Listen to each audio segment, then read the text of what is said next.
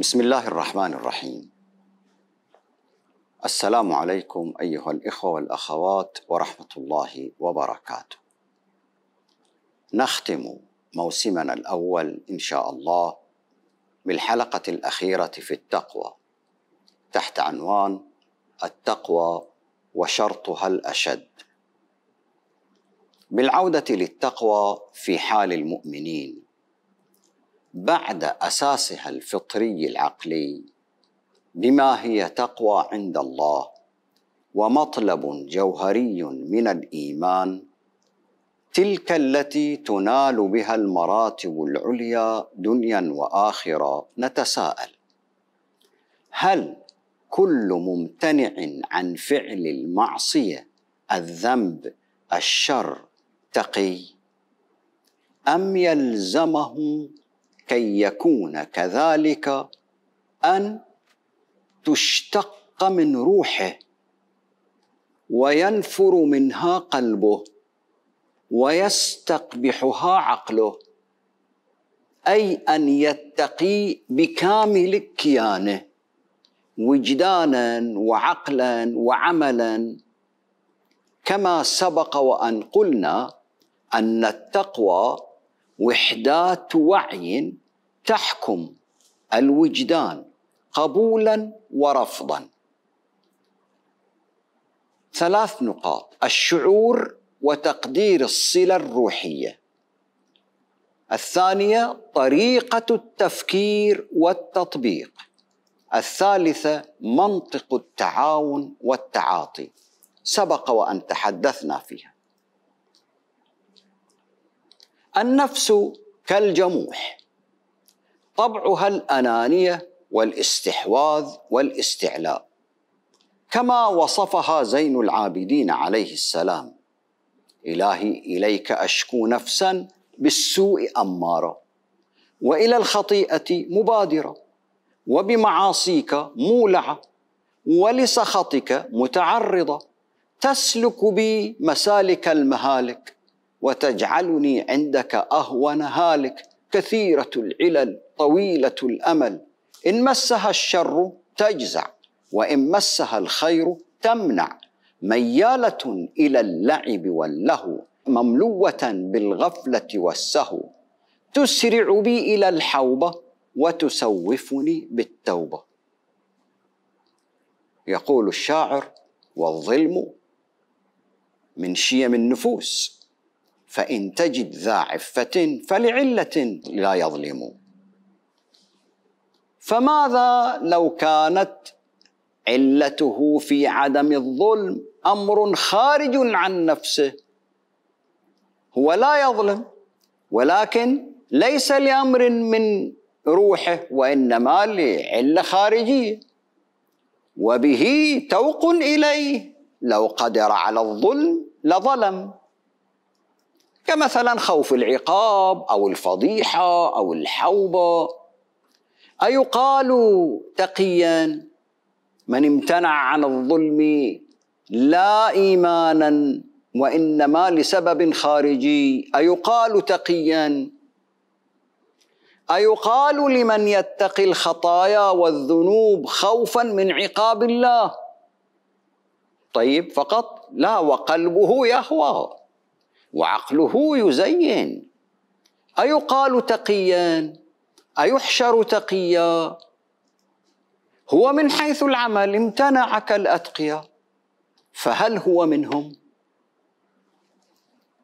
فمع ملاحظة ضرورة توفر المواضع ال3 لتكون التقوى تقوى، سنجد أن عنصرا مهما وحساسا مفقودا منها، ألا وهو الوجدان والشعور.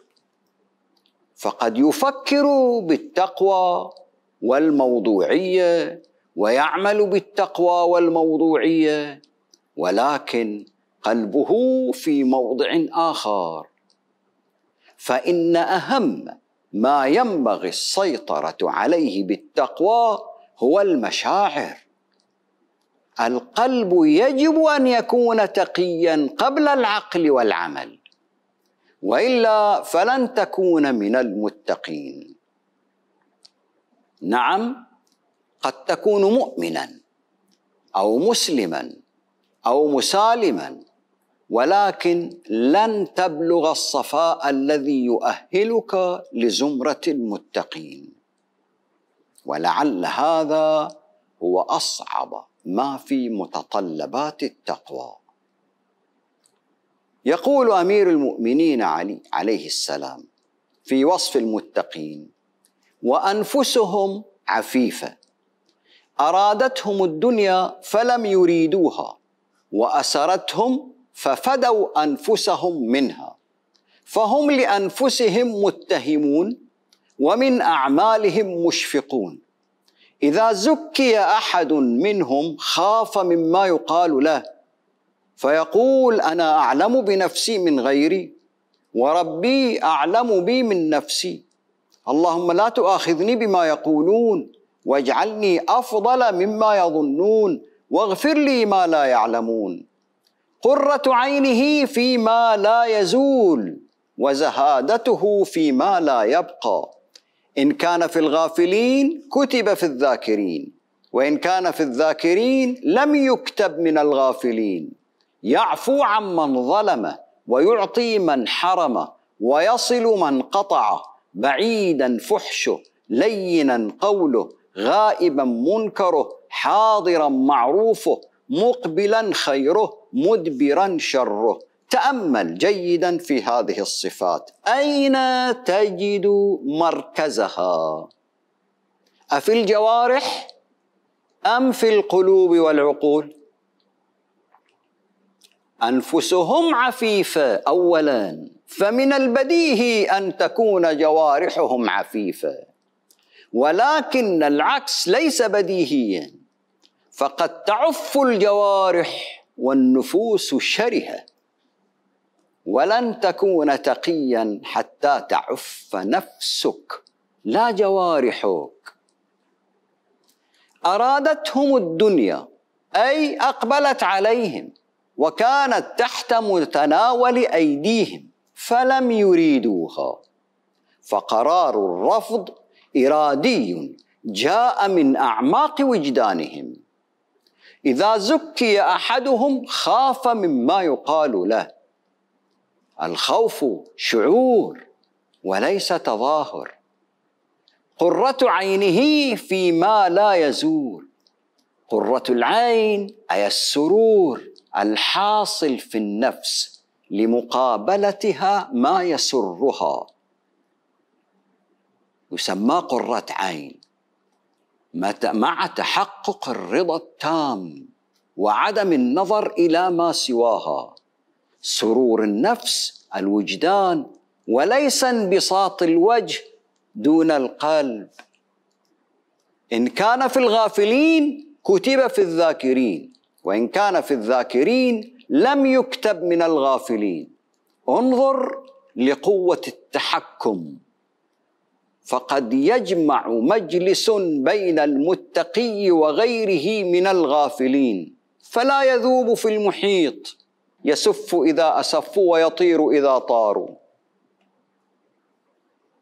فيغفل إذا غفلوا، بل يظل متمسكا بمركزية الله في قلبه وعقله.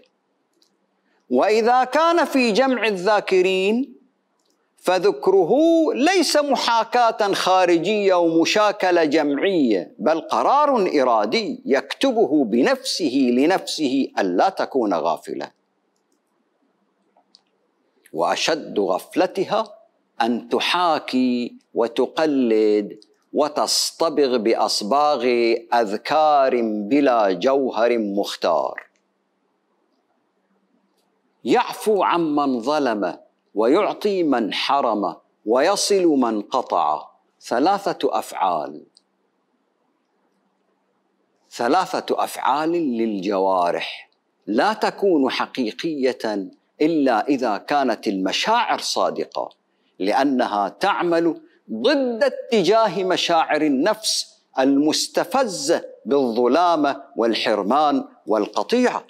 المبادئ الأساسية كالإيمان ومخافة الله والثقة به إلى آخره، والتي أهمها التقوى، وهي مركز الثقل في قلوب صفوة المؤمنين، لا تكون شافية مؤثرة إلا إذا اشتقت من روح الأنا وذاتها، أي تملكت كامل كيانك روحا وعقلا ونفسا، ومن ثم حكمت جوارحك.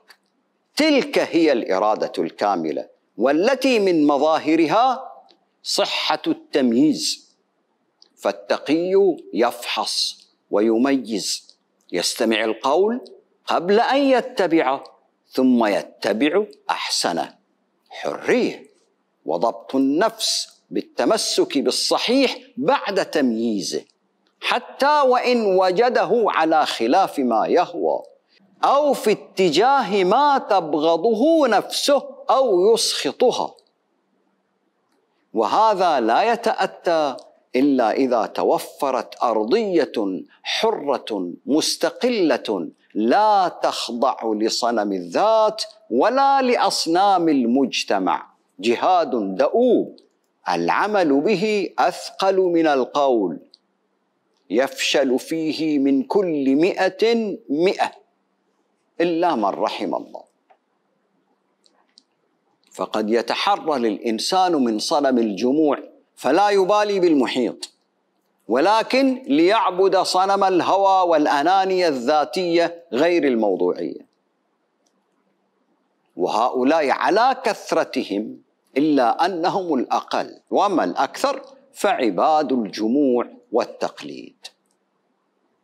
رعايا السلطات التسلطية وحراسها، وقاعدتهم العملية: فإنما يأكل الذئب القاصية. فأيما شاردة يجب أن تعود للحظيرة لئلا يأكلها الذئب.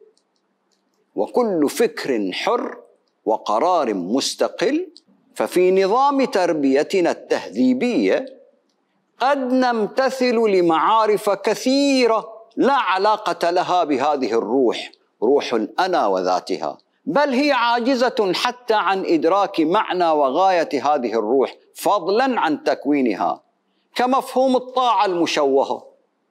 فدائما مطلوب منا أن نسمع ونطيع. إنما كان قول المؤمنين إذا دعوا إلى الله ورسوله ليحكم بينهم أن يقولوا سمعنا وأطعنا، وأولئك هم المفلحون. ولكن بمعنى ليس كما أراده الله. فالطاعة هي رسالة حب لبناء ذواتهم من خلال مقاومتهم لجبروت أنفسهم المتصلبة، ولوقايتهم من المخاطر المهلكة والتبعات المسيئة لكرامتهم. وبالتالي الطاعة ليست مكانا للنفي، أي لنفي العقل أو الخنوع والإذلال، بل إمداد للعقل بمزيد رشد وقواعد رشد وموازين رشد وأنوار بصيرة. الطاعة عند الله عنوان المحبة لا الإذلال. قل إن كنتم تحبون الله فاتبعوني يحببكم الله ويغفر لكم ذنوبكم والله غفور رحيم. قل أطيعوا الله والرسول فإن تولوا فإن الله لا يحب الكافرين. فالاتباع دليل فوري على المحبة، والطاعة مدده المستمر. فلا بد وأن يتقدم الحب ثم بعد ذلك يطيع من أحب. الأمر هكذا عند الله في شأن الطاعة، المحبة ثم الطاعة. فالسمع المأمور به من الله هو سمع التعقل والفهم والوعي، والطاعة رسالة حب لبناء الذات لا لهدمها، ومقاومة جبروت النفس لا لنفي العقل وقبول الخنوع والإذلال. فأولا أن تعي وتفهم، ومن ثم تطيع طواعية المريد المندفع لا المجرور المتعتع. هذا ما يليق بالكرامة الإنسانية. هذا والمتكلم هو الله عبر رسوله.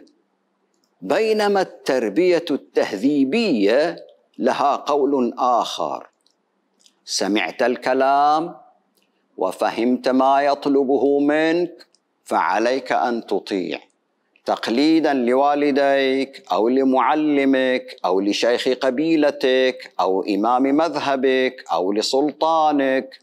الكل يطلب السمع والطاعة، ولو بالخنوع والإذلال والتجهيل، وبالكيفية التي لم يأذن بها الله حتى لرسوله. هكذا نتربى ونتهذب، أليس كذلك؟ فأين هي الأسس الثلاثة للتقوى؟ الشعور وتقدير الصلة الروحية، طريقة التفكير والتطبيق، منطق التعاون والتعاطي. وقد نستنبط من التاريخ ما هو ضد هذه المساعي، حيث قديما اختلط الكثير من المزاعم العقيمة والخرافات التي لا أصل لها، التي أضاعت تأثيرها فينا، فضلت القدم عن غايتها، مثل كزعم أن أعلم الناس بكتاب الله هم الجيل الأول، وأن المقلد ضامن لا خادم، ضامن قدم للناس اجتهاده وعليهم أن يستبصروه وانتهت مسؤوليته، وأن المرأة مخلوق ناقص الأهلية تام المسؤولية، وأن التفكير الحر خارج كتب الرجال كفر، إلى آخره من الآراء الفاسدة. أو ما يهون على الناس ثقل المسؤولية عن خيارهم في الحياة ويشتري نفوسهم بالغفلة، كزعم أن لا يضر مع الإيمان عمل، وزعم ما ينسب للنبي من قوله: إني ادخرت شفاعتي لأهل الكبائر من أمتي يوم القيامة، فكأنها دعوة للاستهتار وعدم المبالاة. وقول: لا والله لا يدخل النار مؤمن ولا موحد. وزعم أن سنة الرسول صلى الله عليه وآله هي كتب الحديث، وأنها هي المبينة للقرآن والناسخة له، حتى احتلت كتب الحديث مكان القرآن وصارت حاكمة عليه. هكذا نحن نبني وعينا بإيماننا وتقوانا، فنحن في مشكل عويص. وإن العقل يتعسر عليه التوفيق بين عجز تلك المزاعم والخرافات، والتي هي أساس كل بلاء وقعت فيه الأمة من الجهل والفرقة والهوان، وبين معطيات عقائد الدين الخالصة التي لسموها عجز عن الامتثال لها الذين قبلنا من أتباع الرسل، وأعيد تكليفنا بها لعلنا ننجح فيما فشلوا فيه من أمر التقوى. التقوى القائمة على كيان حر شريف صادق يشمل العواطف والعقل والجوارح بكلها في معاركها الثلاث مجتمعة. فأين هي معالم الدين الحق في حياة الإنسان والمجتمع والبيئة؟ أيعجز دين السماء عن كثير مما قويت عليه عقائد الوضعية؟ أيليق بدين الله ألا يجد المراقب المحايد بونا شاسعا بين منجزاته ومنجزات أهل الأرض؟ أليس فضيحة على الدين ما نحن فيه من الحال؟ تخلف وتشرذم، جهل، نقص في القدرة، غياب للحكمة، سلب للحريات، طغيان واستبداد. أيليق هذا بالله ودينه؟ أليس مؤلما أن يبلغ بالدين من الهوان أن لا يرى نورا ساطعا في كل شأن؟ ومع كل هذا يتبخترون بما نحن فيه من مصيبة ويحسبون أنهم محسنون. التقوى هي الجوهر المفقود من الدين، حتى طغت عليها المراسيم التي ما جعلت إلا لتساعد المؤمن على بلوغها. فكل مراسيم الدين وتكاليفه هي أدوات تعين المؤمن عسى أن يكون تقيا، وبدون التقوى لا يكون المرجو منها قد تحقق. الصلاة، الصيام، الزكاة والحج وسائر التكاليف التعبدية ما جعلت إلا لأجل الصعود نحو التقوى، لا أن عملها هو التقوى نفسها. فالمراسيم غرض لغرض وهو التقوى، وما لم تبلغنا إياها فهناك إذن خلل مانع. خذ على ذلك مثالا الصوم. يقول سبحانه: يا أيها الذين آمنوا كتب عليكم الصيام كما كتب على الذين من قبلكم لعلكم تتقون. كتب علينا الصيام لعلنا نتقي، أي إن فرضه غرض لغرض وهو التقوى، وما لم يحقق الغرض فالمغيى لا يزال منتظرا. والتفت، فلسنا الأوائل، وإنما تعاد معنا تجربة ما فشل فيه من قبلنا من المؤمنين. كتب عليكم الصيام، كتب علينا الصيام كما كتب على الذين من قبلنا. كتب عليهم الصيام ليعينهم على التقوى ففشلوا في تحصيلها به، وأعيد فرضه علينا لننجح فيما فشلوا فيه. فهل عجز الأولون عن الإمساك؟ كلا، ولكن فشلوا في تحقيق التقوى منه، وهي جوهر الفرض. وها نحن مثلهم، لم ولن يعجزنا الإمساك، ولكن قد تعجزنا التقوى منه. لم يكتف الدين بكتابة الصوم ليطلب التقوى، حتى أعاننا على أمرها بأن هيأ للصوم موسما مخصوصا، شهر رمضان، وأعد له احتفالية مخصوصة، فسمى شهره شهر الله، وجعله أعظم الشهور في السنة، وباركه بعظيم البركات، وزينه بليلة القدر العظيمة. وما أدراك ما ليلة القدر؟ وصفد فيه أيدي الشياطين بما شرح فيه القلوب من الفرح لقدوم رمضان، حتى لكأنه محبوب مسافر ينتظر أوبته.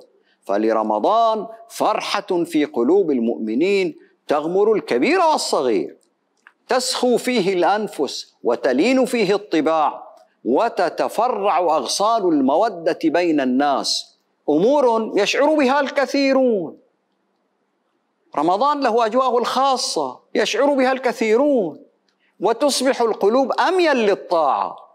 فبعض يصوم ولم يكن يصلي في غير شهر رمضان، وبعض يتوقف عن عادة سيئة ومعصية دأب عليها توقيرا للشهر. فهناك روح ربانية رمضانية من لا يشعر بها فهو غافل. فهذا كله من عون الله لنا، لعلنا نتمكن من الاقتراب للتقوى بصيامنا خطوة. فالحمد لله. وقس على هذا بقية التكاليف التطهرية، فالصلاة مطهرة، والحج مطهرة، والزكاة مطهرة، والغاية التقوى. لعلنا ننتصر في معاركنا الثلاث الأبدية: معركتنا الوجدانية، ومعركتنا العقلانية، ومعركتنا العملية.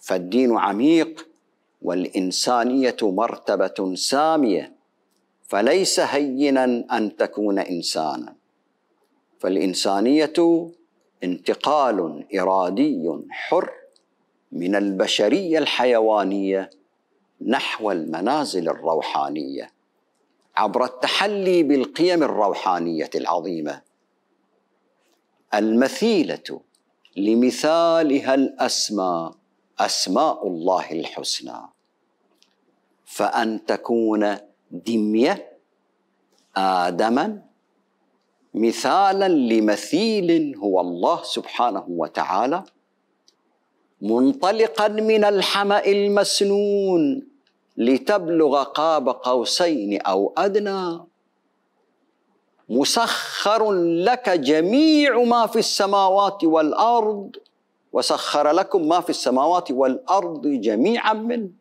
إن في ذلك لآيات لقوم يتفكرون.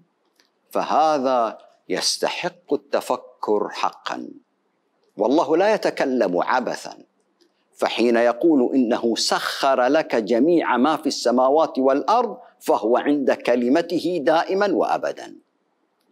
ولأنك تعلم من نفسك وأنت على هذه الحال أنك غير مستحق وغير قادر على كل هذا، فاعلم إن فيك ما هو ضائع لم تعثر عليه بعد، فيك أمر لأجله تستحق كل هذه العظمة، ولكنك لم تعلمها ولم تعثر عليها، ولن تعلم عظيم قدرك عند الله حتى تعلمها وتجدها وتستحقها.